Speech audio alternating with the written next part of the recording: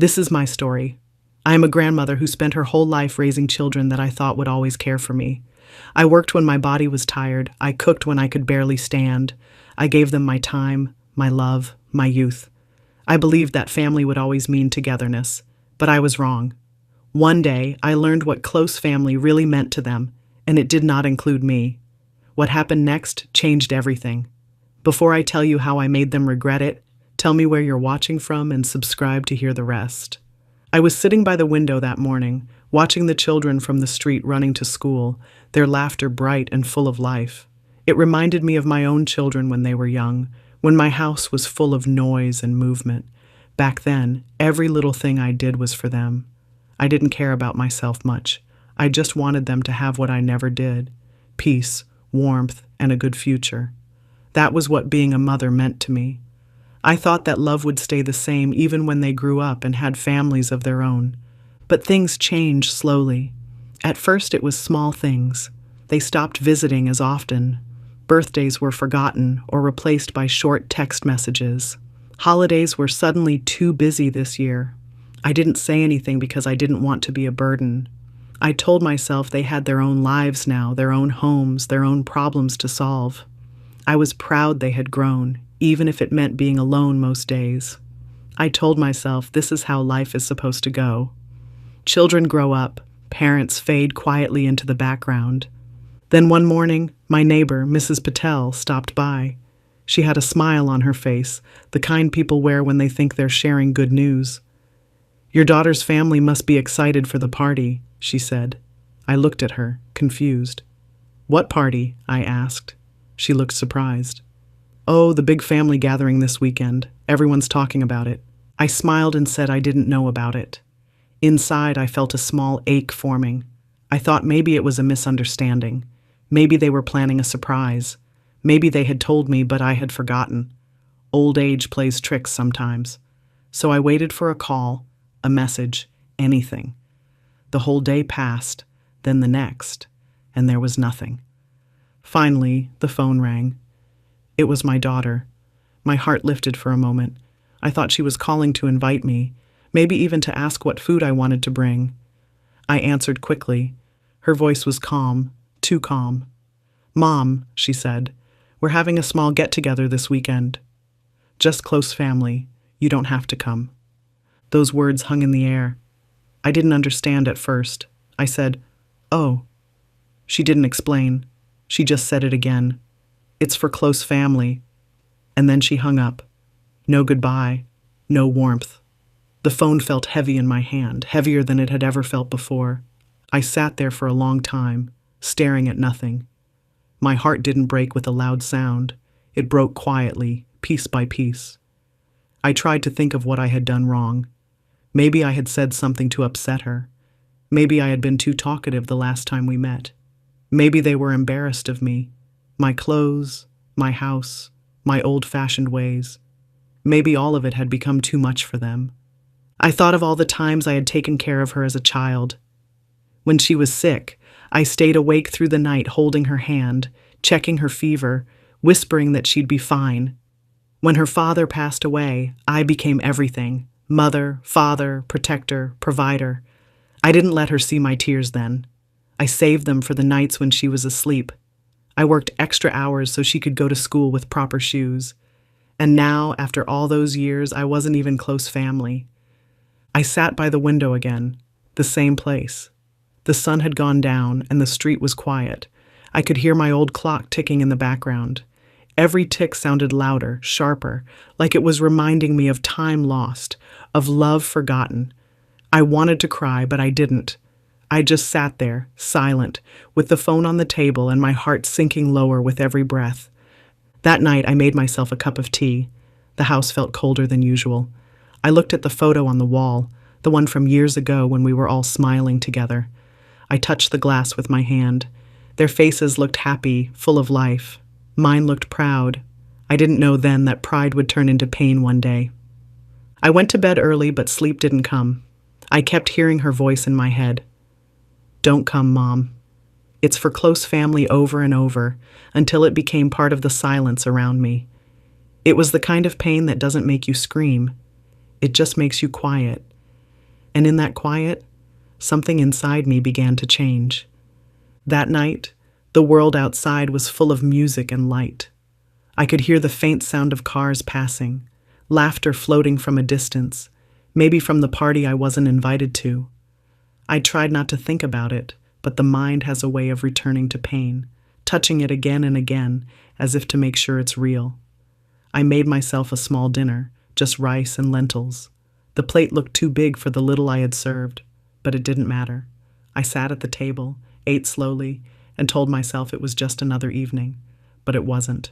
I turned on the television for some noise. The room felt empty, like every sound died before it could fill the air. The screen flashed with bright colors, people laughing, celebrating something. It almost mocked me. I turned down the volume, but then my phone buzzed. A notification. My daughter had posted new photos. My hands shook as I opened them. There they were, all of them. My children, their spouses, their kids. The living room I used to clean every weekend was now filled with balloons, banners, food, and laughter. My son stood beside his wife, holding a glass, smiling like the world was perfect. My daughter had her arms around him. The caption said, "Family means everything." I read those words over and over. Family means everything. It should have made me happy, but it didn't. It made me realize something else. I was no longer part of what they called family. I scrolled through every photo, one by one.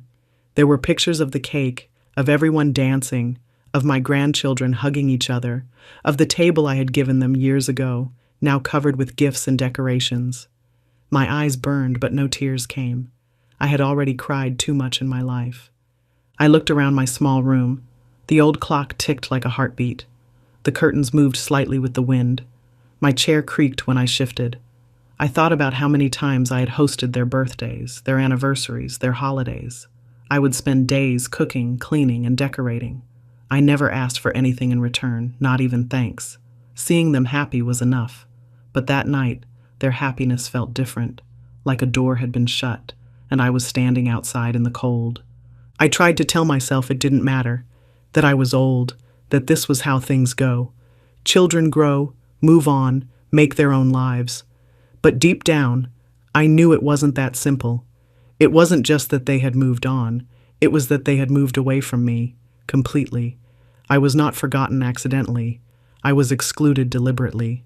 I stared at my reflection in the window. My face looked older than I remembered. The wrinkles seemed deeper, the eyes duller. I whispered to myself, "You did your best." But it didn't make me feel better. The silence in the house pressed against me, heavy and endless. I went back to the phone again. I shouldn't have, but I did. I looked at the comments under the pictures. Beautiful family. So much love. You're lucky to have each other. Each word cut a little deeper. None of them knew the truth. That the woman who gave them life was sitting alone, looking at those photos like a stranger. I wanted to turn it off, but I couldn't. I kept scrolling. It was like I was punishing myself for caring too much. I saw my granddaughter wearing a necklace I had given her for her birthday. I had saved for months to buy it. Seeing it around her neck should have made me smile, but it didn't. It reminded me that I wasn't there to see her wear it, to hug her, to hear her laugh in real life. When the phone battery finally died, I sat in the dark. I didn't charge it. I just stayed there, listening to the silence, the clock, and the faint sound of music somewhere far away. I thought about how easy it was for them to forget me, how simple it must have been to plan everything without even thinking of me once. The night felt long, longer than any I could remember. I lay in bed, staring at the ceiling, thinking about all the years I had spent building that family, piece by piece, moment by moment. And now, it felt like they had taken it apart. One decision, one photo, one caption at a time. They were celebrating without me, smiling without me, living without me, and I realized something deep. I had spent my life giving them everything I had, but maybe, just maybe, it was time to keep something for myself. I woke up late the next morning. The light coming through the curtains was soft, almost gentle, but it did nothing to warm the heaviness in my chest. I sat on the edge of the bed for a long time, staring at the floor. The house was still, quiet, and cold. My tea had gone cold too. sitting untouched on the table from the night before. I felt like a part of me had grown old overnight, not in body, but in heart. Something inside me had changed, quietly but completely. It was not sadness anymore. It was understanding. It was realization. I looked around my room, the old furniture, the photos, the memories trapped in frames. I saw the faces of my children smiling at different ages.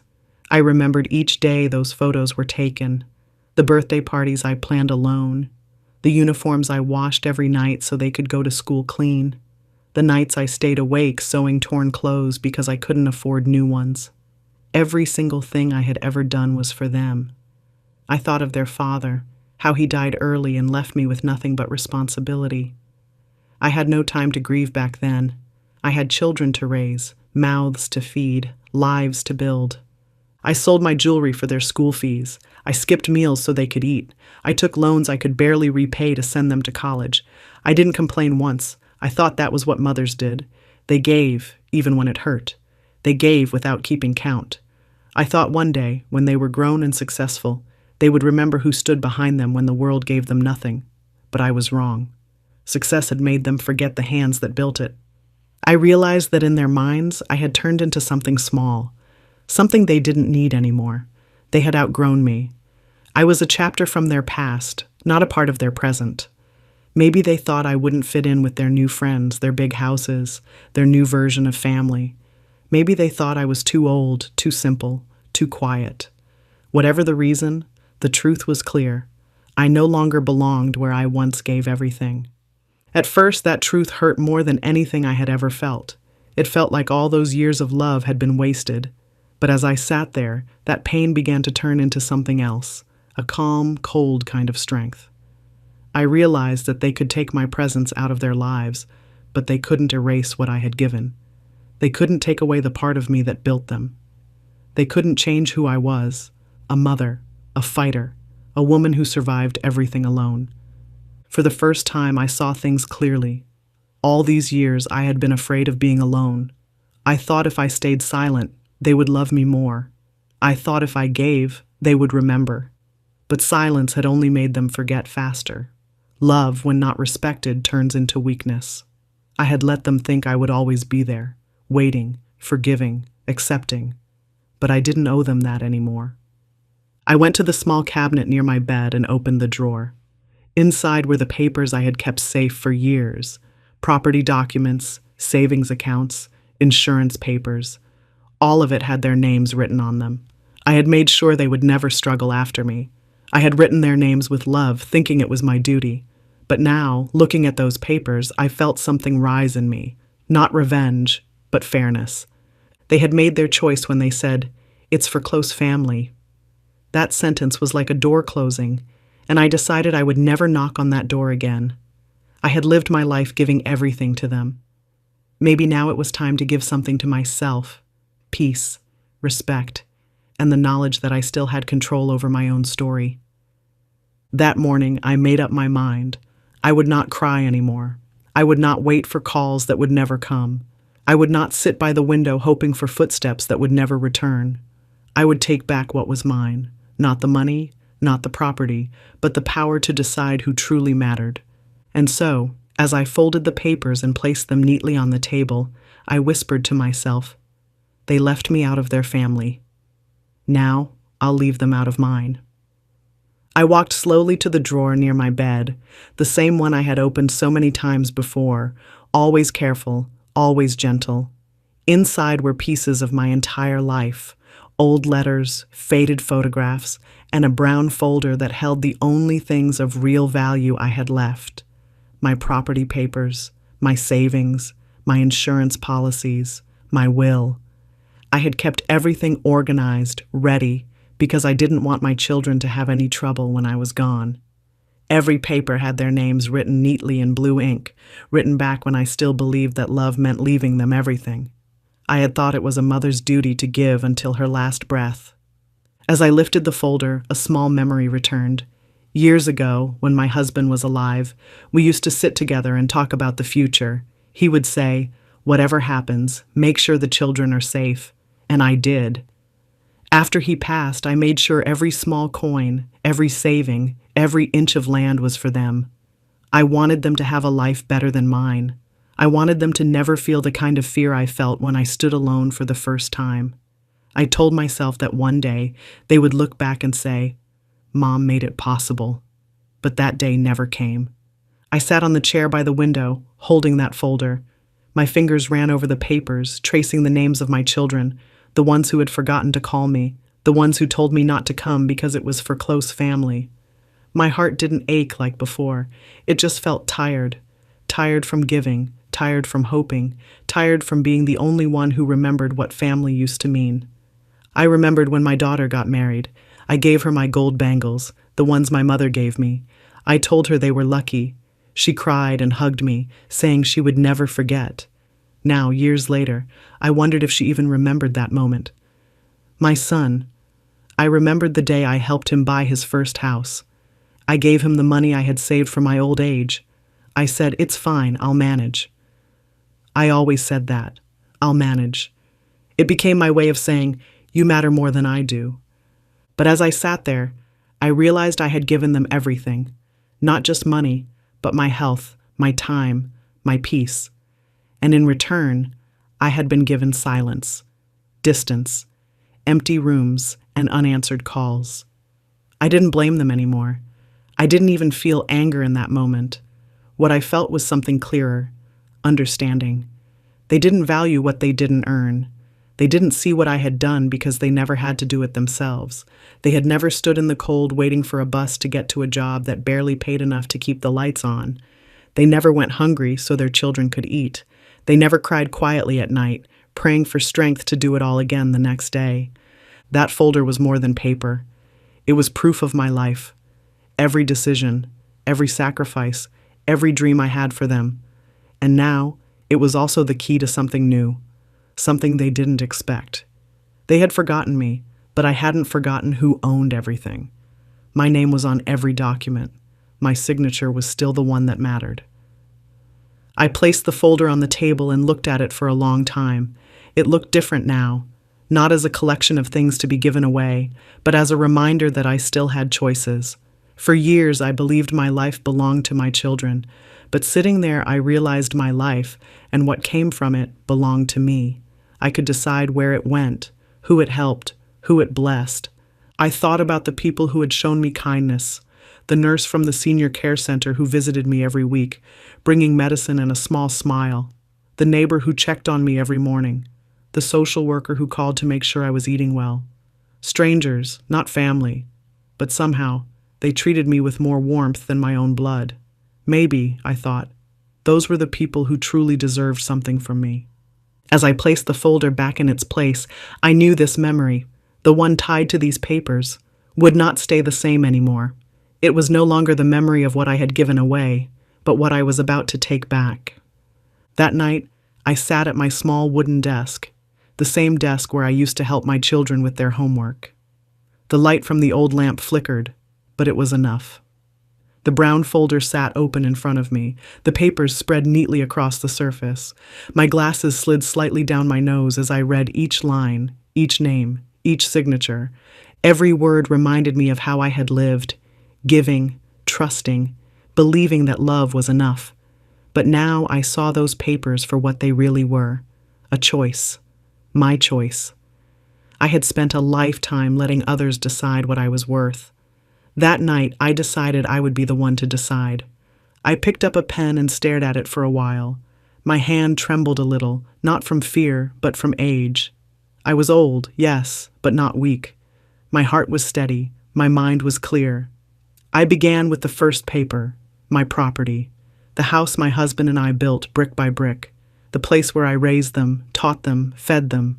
Their names were written in bold letters at the bottom. I took the pen and crossed them out, one by one, slowly, carefully. I didn't rush. Each stroke of the pen felt like closing a chapter. I didn't cry. I didn't even blink. I moved to the next document, my savings. For years, I had put away a small part of my pension every month, thinking one day it would help them if they needed it. I thought of all the times they said they were too busy to visit, too busy to call, too busy for anything that wasn't convenient. I thought of those words, and it made my hand steady again. I crossed out their names there too. The sound of the pen scratching against paper was the only sound in the room. It was a quiet sound, but it carried power. Then came the insurance policies, the pension account, the jewelry list. I read through every page. I didn't skip anything. Each time I saw their names, I felt less pain and more freedom. It wasn't revenge. It wasn't anger. It was justice. Silent and simple. They had shown me where I stood in their lives. I was just returning the truth in the same way they gave it, without words, without emotion. As I worked through the papers, I thought about what I wanted instead. I thought of the people who had made my days a little less lonely. The nurse who came every week, always with a kind smile. The volunteer who brought food and stayed for tea. The man from the senior foundation who fixed my leaking pipe without asking for money. They didn't share my blood, but they shared something better: humanity. They gave their time without expecting anything back. They cared without being asked to. And I realized that love isn't about who you give birth to. It's about who stands beside you when everyone else leaves. By the time I finished going through every paper, the clock showed past midnight. The house was silent except for the soft hum of the fan. I sat back in my chair, my hands resting on the folder. For the first time in years, I felt calm. My heart wasn't heavy anymore. It was still, like a lake after a storm. I knew what I had to do next. I would make it official. Tomorrow morning, I would visit my lawyer. I would sign new documents, make new copies, and leave everything in the hands of those who actually cared. I gathered the papers into neat piles, clipped them together, and placed them in my bag. I wrote a small note on top, to be reviewed and updated. My handwriting was slow but firm. I took one last look at the desk before I turned off the light. That small room, once filled with memories of laughter and noise, now held something new: my strength. I went to bed with a strange peace. The kind of peace that comes when you finally stop waiting for others to do right by you. I had made my decision.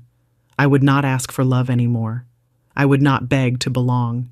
I would not wait for someone else to define what family means. That night, I reclaimed my life, quietly, completely, and without regret. The next morning came quietly, just like any other, but I felt different inside. The air seemed lighter, the sky a little clearer. I made my tea, as always, but this time I didn't drink it in silence. I looked around my small home and felt something new: control. For years I had lived waiting for calls that never came, hoping for visits that never happened. But now I had stopped waiting. I had something to do, something that was mine alone. I took a slow sip of my tea, tied my scarf around my head, and picked up the folder from the table. It felt heavy, but not like a burden, like purpose. The walk to the lawyer's office was long, but my steps were steady. Every sound around me, the traffic, the voices, the birds, felt sharper, clearer. I had walked those same streets before, going to the market, paying bills, running errands. But this time, I wasn't just another old woman going through her routine. I was someone taking back what was hers. People passed by without looking, and I didn't mind. I didn't need anyone to notice. I knew what I was doing, and that was enough. When I reached the office, the lawyer looked surprised to see me. "Good morning, Mrs. Rao," he said politely. He had handled my documents for years. He knew everything about my accounts, my will, my properties.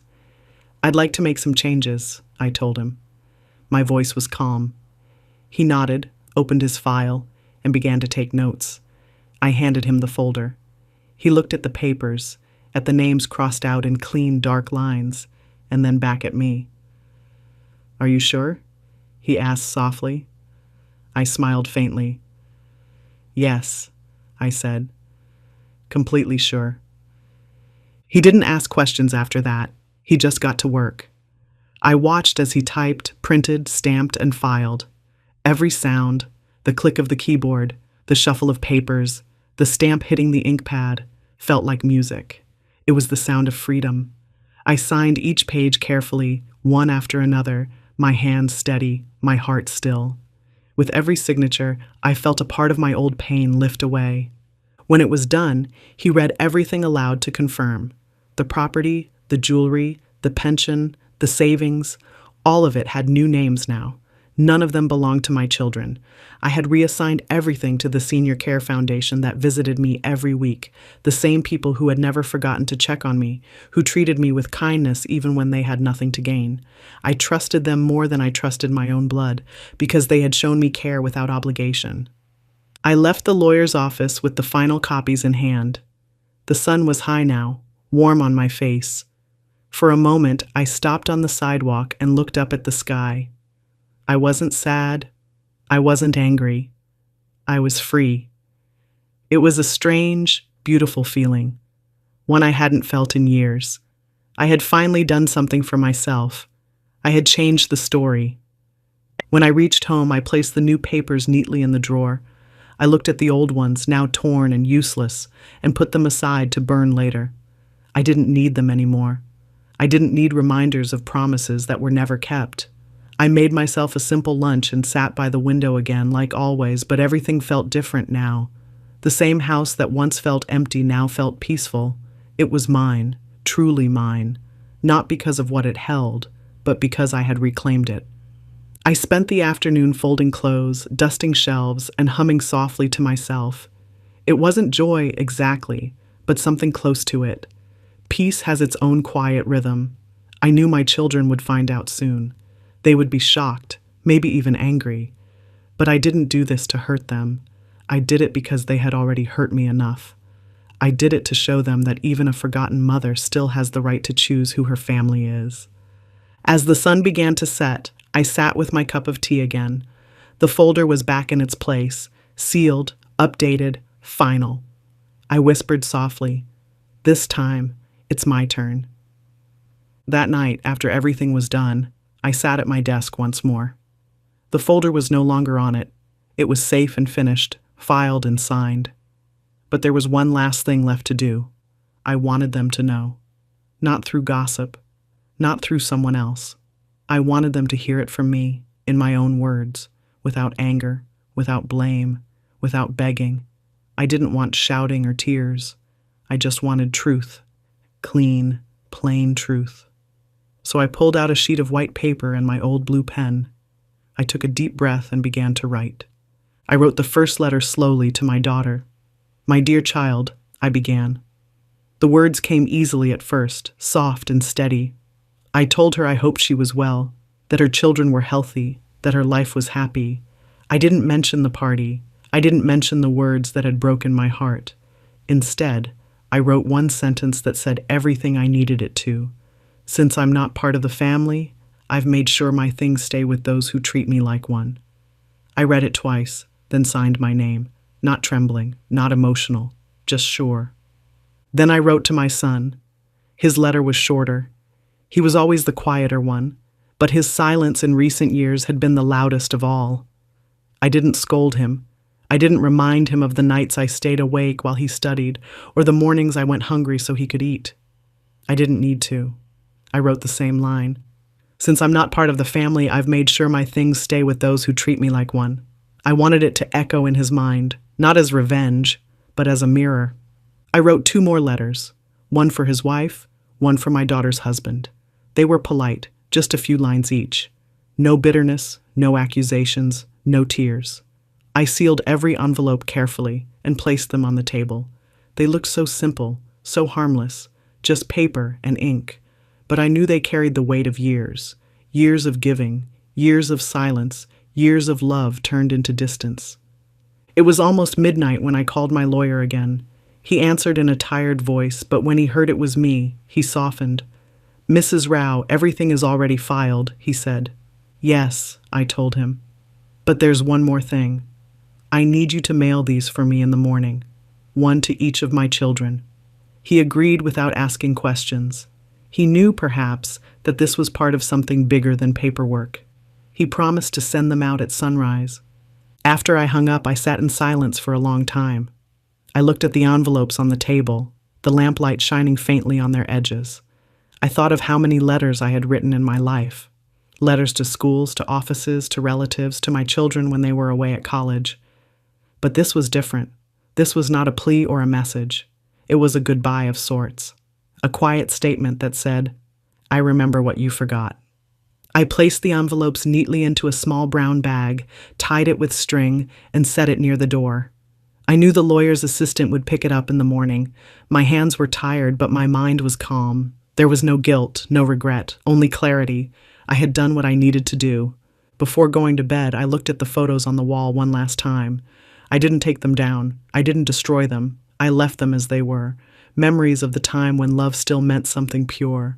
I whispered softly to the faces in the frame, "I forgive you, but I won't forget again." Then I turned off the light. The house was dark, quiet, peaceful. Outside, the night was still. I lay in bed and thought of the letters sitting by the door, ready to travel into their hands. I imagined their faces when they opened them. The surprise, the confusion, the realization. I didn't want them to suffer, but I wanted them to understand that love, when taken for granted, doesn't last forever. When I finally closed my eyes, I slept better than I had in years, not because I had hurt them, but because I had finally done something for myself. The truth was no longer heavy inside me. It was on paper, sealed, and waiting for the morning. The next morning, I woke early. The sunlight came through the curtains in long, quiet lines. The brown bag was gone. The lawyer's assistant had already picked it up. I made myself tea and sat by the window, calm, still, almost peaceful. I knew what would happen soon. I didn't wait for it with fear. I waited with silence. The world outside moved like any other day. Children went to school. The milkman passed by.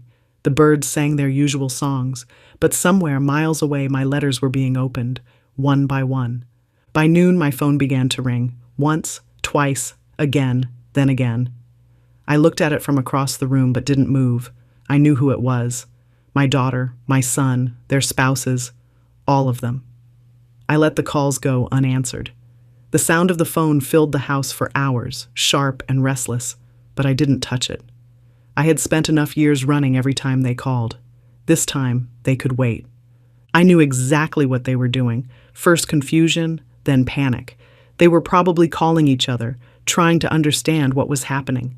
Maybe they thought it was a mistake. Maybe they thought someone had tricked me. I could picture them sitting around their phones, voices raised, questions flying. Why would she do this? What does she mean by that letter? What foundation? They would argue, accuse, try to call the lawyer, try to undo what was already done, but it was too late.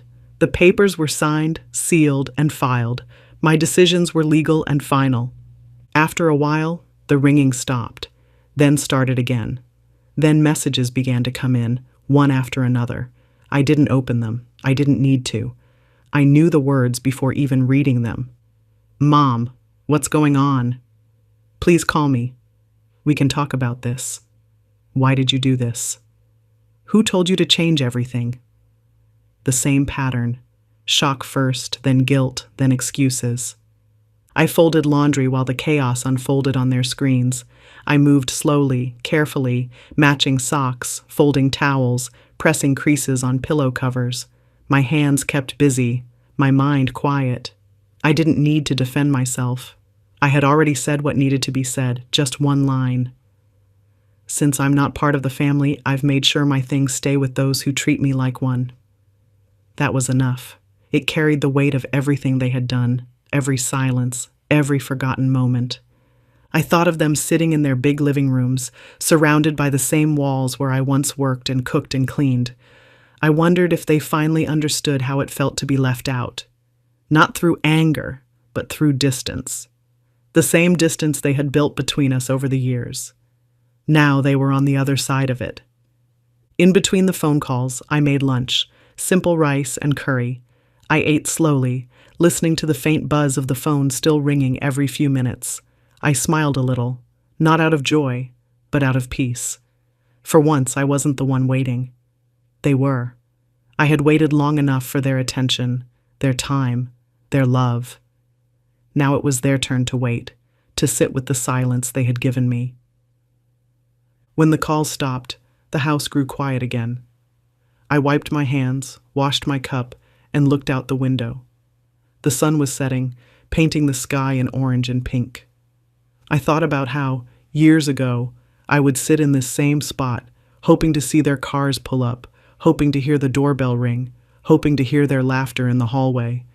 But tonight, I didn't hope for any of that. I didn't need to. My heart felt light, like I had finally put something down that I'd been carrying too long. They would learn now, not through shouting or scolding, but through silence, the kind of silence that makes people listen. I had nothing left to explain, nothing left to prove. They would see the truth written in my calm, in my quiet, in the empty space where I used to run toward them. As the sky darkened, I closed the window and turned off the light. My phone buzzed again one last time. I glanced at it, smiled faintly, and left it where it was. Tomorrow, maybe, I would answer. Or maybe I wouldn't. Either way, the message had already been delivered, not through words, but through action. By evening, the silence outside my house broke. I heard footsteps on the gravel path, hurried voices, and the sound of my gate rattling. I didn't need to look. I knew who it was. My children had come. The same ones who had once told me, "Don't come, Mom. It's for close family." Now they were here. Not for love, not for care, but for panic. I stood near the window, the curtain slightly open, and watched them through the glass. Their faces looked worried, confused, desperate. My daughter was speaking fast, her hands moving as she talked. My son kept glancing at his phone, calling again and again, hoping I would answer. But I didn't. They knocked on the door, softly at first, then harder. I didn't move. I heard my name, their voices. "Mom, please open the door. We need to talk." For years I had waited to hear those words. Now when they finally came, they sounded hollow. Not love, just fear. Fear of what they had lost. Fear of what they could no longer control. I stood there quietly, my hand resting on the wall for balance. My heart didn't race. My eyes didn't tear up. I felt only calm.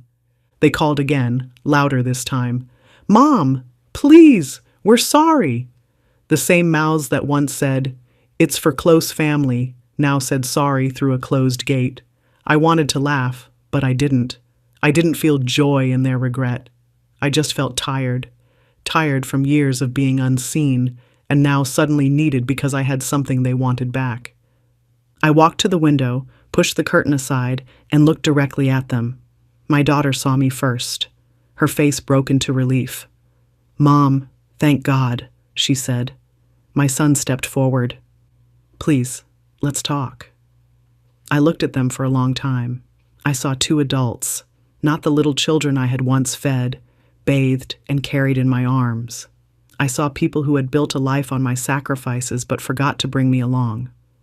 I opened the window slightly, just enough for my voice to reach them. "Go celebrate," I said quietly. "You said it was for family only." My voice didn't shake. It wasn't angry. It was steady, almost gentle. The words hung in the air, and they had no answer. My daughter began to cry, saying it was a misunderstanding, that they didn't mean it that way. But we all knew they did. My son started explaining how busy they were, how things just got out of hand, how they never thought I would take it this far. I listened, not because I cared, but because I wanted to remember this moment, the first time they felt the weight of their own choices. When they realized I wouldn't open the door, they stood there in silence. My daughter tried once more. "Please, Mom," she said softly. "We'll fix everything. We'll come more often. I cut her off. "No need," I said. "Go home. You have your family. I have mine." They stayed there a few more minutes, hoping I would change my mind. I didn't. I had changed too much to go back. They eventually left, walking slowly toward their cars. I watched from the window as they drove away, their headlights fading into the night. The sound of the engines disappeared, and the quiet returned. But this quiet was different. It wasn't loneliness. It was peace. I closed the window, locked it, and turned on the light. The house looked warm, glowing softly in the evening stillness. I went to the kitchen, made myself a simple dinner, and sat at the table. I ate slowly, each bite filling me with calm. I didn't think about them anymore. I didn't replay their words or their faces. I just focused on the small sound of the spoon against the plate, the gentle hum of the fan, the comfort of being in control of my own world again. When I finished eating, I washed my plate and looked around. The home was quiet, steady, mine. For so long I had begged for space in their world, but now I realized I never needed it. I already had my own. A smaller world, yes, but a peaceful one. I sat near the window once more before bed. Outside, the street was empty. Somewhere in the distance, I could hear faint music, maybe another celebration, another party. But this time, I didn't feel pain. I just smiled slightly and whispered to myself, "They'll remember this night more than I ever remembered theirs." Then I closed the curtain, turned off the light, and went to sleep. Not as the mother they forgot, but as the woman they could never ignore again. The next morning, I woke up before the sun. The house was quiet, peaceful. The same house that once felt empty now felt alive in a different way. I made my tea, the smell filling the small kitchen. I sat at the same wooden table where I had spent years waiting for company that never came. This time I wasn't waiting. I had nowhere to go, no one to call, no one to please. And for the first time, that felt right. I had spent my whole life being someone's mother, someone's helper, someone's support. But this morning, I was simply myself. The newspaper slipped under the door with a soft sound. I picked it up and placed it beside my tea, though I didn't really read it. My eyes caught a glimpse of the lawyer's envelope resting on the edge of the table, the final confirmation. It had arrived early, neatly stamped and sealed. I opened it slowly, unfolded the letter, and read the words carefully. Everything had been completed. All assets, property, pension, and savings were successfully transferred to the Senior Care Foundation. My name, my signature, everything legal and final. No more changes, no more what-ifs. It was done. I smiled faintly as I placed the letter down. Not a smile of victory, but one of quiet peace. Justice doesn't always come in loud moments. Sometimes it comes in silence, in the stillness after the storm, in the knowledge that you stood up for yourself when no one else did. They had thrown a party without me, laughing under bright lights, calling it family. But now, the same house that had echoed with their laughter would be filled with silence they could not escape. I imagined them reading the legal notice later that day, the lawyer explaining everything was complete, irreversible. I could picture the shock on their faces, the disbelief, the guilt settling in as they realized what they had lost. I didn't wish pain on them, not really. I just wanted them to feel what I had felt, the hollow ache of being forgotten by the people you loved most. Maybe then they would understand that love is not a word you say for pictures and posts. It's what you do when no one is watching. I stood up, walked to the window, and looked outside. The sky was slowly turning golden. I could hear birds, soft and distant. Life was going on, just like it always does. For the first time, I didn't feel left behind. I felt free. My hands, my heart, my choices, all mine again. I didn't belong to their version of family anymore, the kind that only remembers you when they need something. I belonged to myself, and to the few kind souls who had stood by me without asking for anything in return. I set the lawyer's letter neatly back in the folder and placed it in the drawer. It didn't feel like revenge. It felt like balance. For years I had lived giving away pieces of myself, my strength, my time, my love, until there was almost nothing left. Now I had taken back what was mine, not out of anger, but out of self-respect. I made my breakfast slowly, listening to the quiet. My body ached a little, as it always did in the mornings, but the ache didn't bother me. It reminded me that I was still here, still standing, still capable. I sat at the table again, took another sip of tea, and said softly to myself, "They threw a party without me." I just returned the favor. It wasn't said with bitterness. It was truth. Plain, steady truth. They had chosen to celebrate without me, to build a version of life that erased me, and I, in return, had chosen to build a peace that erased them. That was my justice, not shouting, not punishment, but quiet dignity. After breakfast, I watered the plants by the window. The sunlight touched their leaves, small drops of water shining like glass. I felt a strange warmth spread through me. It was not joy, not sadness, just peace. Deep, final peace. I didn't know how many more years I would live, but I knew the ones left would be mine. No waiting, no hoping, no more pain. Just truth, silence, and calm. When I finished, I sat down again, folded my hands, and closed my eyes. I whispered softly, almost like a prayer. I gave them life. They gave me lessons, and now I give myself peace. The house was silent, but it didn't feel empty anymore. It felt full, full of strength, full of endings, full of justice.